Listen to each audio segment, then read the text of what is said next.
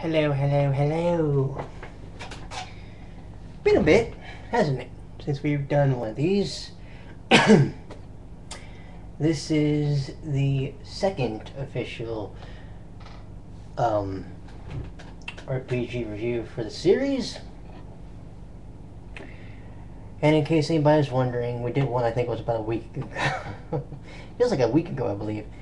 It is Thursday the 21st, 2011.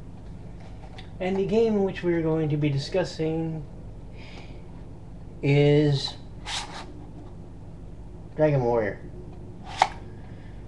Now, first off, let me give you some specs on this.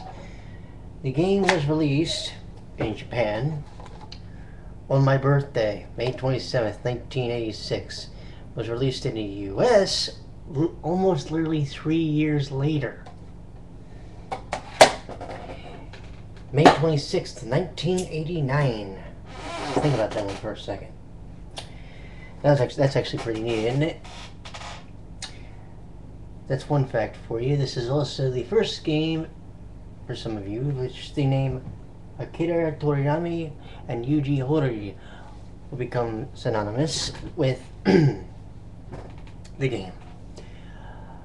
But here's a bit of sneaky little trivia that you may not be aware of.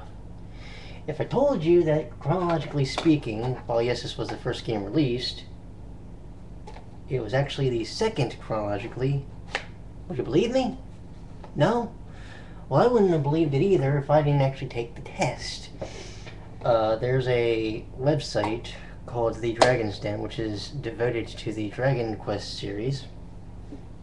I am actually a member of that site. And when I took the test to find out what exactly the number was, little did I find out that I was actually playing, in theory, the second game. Yeah, it actually goes like this. 3, 1, 2, 4. Alright. In this game, you play a descendant of Erdrick, a great warrior who had at one time slayed the Dragon Lord and went off into the sunset, and by doing so he gave some items to some worthy keepers. Now this game is going to be one of the shortest in the series because it is a solo run. Literally, it's you versus all the Dragon Lord's minions. It is also actually one of the quickest. I think I beat this game in literally a week to do this review. And that's with doing the two minor little side quests in the game. Actually, I'm not even sure if one's a side quest. One was to get a fighter's ring, and the other was to find part of Erdrick's cure called his token. Now, I'm here to tell you, this is by far one of the coolest games you'll ever play, but it does have its faults. Here, let's be a realist for a second. If you had to outrun a stone person, who's gonna win the race? You, probably, right? I have seen it in this game numerous times where you will run from a enemy and they can block your ass. Now, this game also does something that a game that's compared to doesn't do. This game says, okay, we're not going to throw everything at you, so here's what we're going to do. There's one main ailment that can happen to you or your opponent, and that is a sleeping disorder. In this game, that was the main thing that could happen. You fall asleep. Or they slap a hurt spell on you, like to kick your ass. And trust me, it does. Hard. But oddly enough, I don't think I've ever used a hurt more spell. One thing that I know this game is notorious for, or people complain about, is the grinding. Believe it or not, for the most part in this game, the most you're going to be grinding for the majority of the game is money to get weapons. That's about it. The only time you really had to start worrying about doing hardcore grinding is later in the game when you have to get a suit of magic armor and the strongest shield and the second strongest sword in the game. But other than that, there's no real grinding outside. Okay, and there's the occasional level grinding, but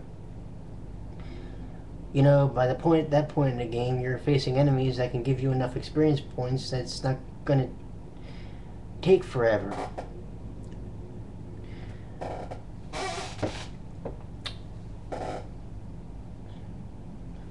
Let's see, what else can I tell you about this game right quick? The music is by far some of the best, without question.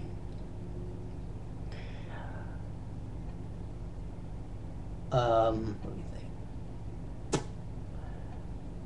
The music that you hear in the title screen would not actually be heard as standard fare for probably the rest of this series.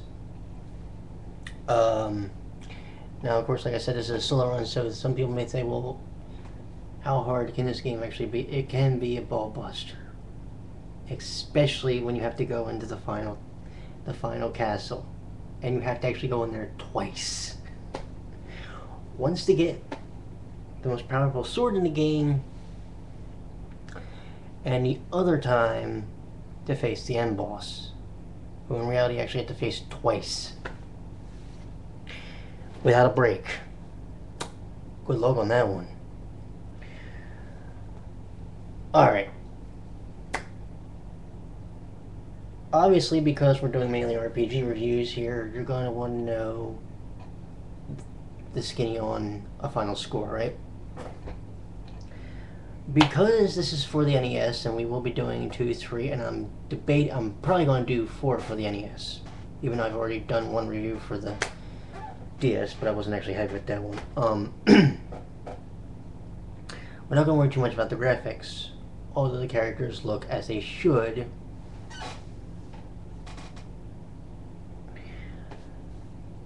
And I'm going to say this about the controls. They can be a little stiff, and the camera inside the camera movement inside the cave can be a little jerky. This gets corrected, though, trust me, once you get to the next 3 games. By the way, I will say this. This is one of the few Dragon Quest games where you're not allowed to pick your character's gender. So let's say you're a female gamer, and we know you're out there, and you put in a female name. Lisa, Amy, Jane, Jun, whatever.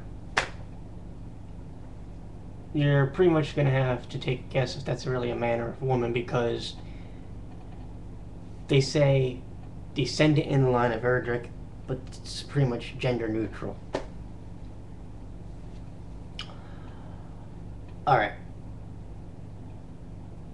Oh, and if you're really good, and if you're really hardcore like I've been to do the review, you can beat the game in about a week. And that's if you play the game for hours on end like I've been doing. But if you take your time, it could take you a couple of weeks, maybe about a month or so. But I don't think it should take you that long.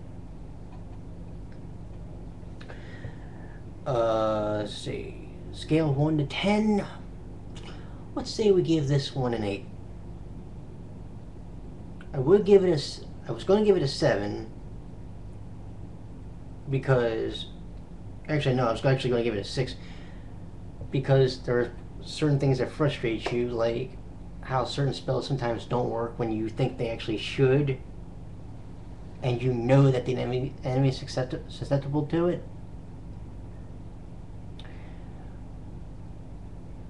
But I'm not going to take away from that because that happens with just about every RPG you can think of.